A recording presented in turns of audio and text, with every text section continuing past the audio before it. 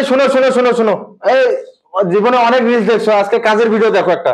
তোমরা জীবনে অনেক রিলস দেখছো, তোমাদের একটা কথা বলি, তোমাদের যারা এইচএসসি 26 ব্যাচের যারা আছো, তাদের ইংলিশ বিষয়টা নিয়ে যারা অত্যন্ত চিন্তিত এবং টেনশনের মধ্যে আছো, তাদের আর কোনো ঝুট ঝামেলা বাদ দিয়ে তারা শুধুমাত্র কয়েকটি ক্লাস করেই তোমরা ইংলিশের ঝুট ঝামেলাটা কিন্তু মেটাতে পারো। এই বিষয়ে আমার মামা কিছু বলবে, বিষয়গুলো একটু ফলো করো, এবং মামা কি বলে সে সে বিষয়গুলো ফলো করলে হয়তো বা ইংলিশ সাবজেক্টটা নিয়ে টেনশনটা দূর হবে। মামা বলেন। থ্যাংক ইউ আপনাকে। প্রিয় এজেসি 26 এবং 27 ব্যাচের শিক্ষার্থী ভাই এবং বন্ধুরা, আপনারা কি আপনাদের ইংরেজি সাবজেক্ট নিয়ে অনেক বেশি চিন্তিত দেখাচ্ছেন?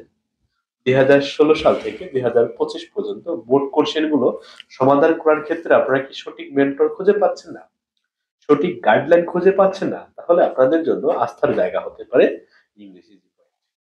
Thank you. তার ওই ধারাবাহিকতায় আজকের এই ক্লাসটি হচ্ছে প্রথম ক্লাস, আমরা শুরু করে দিচ্ছি বেসিক লেকচার 1। ওকে, আচ্ছা, বেসিক লেকচার 1 এ কি বলা হচ্ছে দেখেন, আমরা যে বিষয়গুলো পড়বো এক্স্যাক্টলি দেখা যাচ্ছে, একটু সরে যান আপনি।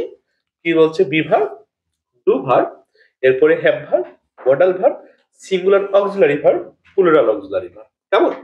হ্যাভ ভার্ব, টেন্সের স্ট্রাকচার, পারসন, ইনফিনিটিভ, জেরান্ড এবং পার্টিসিপেল। তাহলে লেকচার 1 এ যে বিষয়গুলো আমরা পড়বো, প্রথমত কি বলা হচ্ছে বলেন? বি ভার্ব, তারপর ডু ভার্ব, তারপরে have verb, modal verb, singular verb, singular auxiliary verb এবং প্লুরাল অক্সিলারি ভার্ব।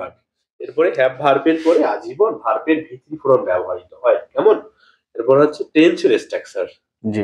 পারসন মানে ব্যক্তি বা পুরুষ। পারসন 3 প্রকার: first person, second person, third person, এবং প্রত্যেকটি পারসনকে দুই ভাগে ভাগ করা হয়েছে, একটা সিঙ্গুলার আর একটা হলো প্লুরাল। ইনফিনিটিভ, টু প্লাস ভার্বের বেস ফর্ম। অনেকেই বলে থাকে টু প্লাস ভার্বের প্রেজেন্ট ফর্ম, না মিথ্যা কথা এটা। এরপরে বলা হচ্ছে জেরান্ড, যেটি ভার্ব প্লাস আইএনজি এবং পজিশনে বসবে, নাউনের পজিশনে বসবে এবং নাউনের মতো কাজ করবে। আবার অপরদিকে পার্টিসিপেল, যেটি হচ্ছে ভার্ব প্লাস আইএনজি, সাধারণত অ্যাডজেক্টিভের মতো কাজ করবে।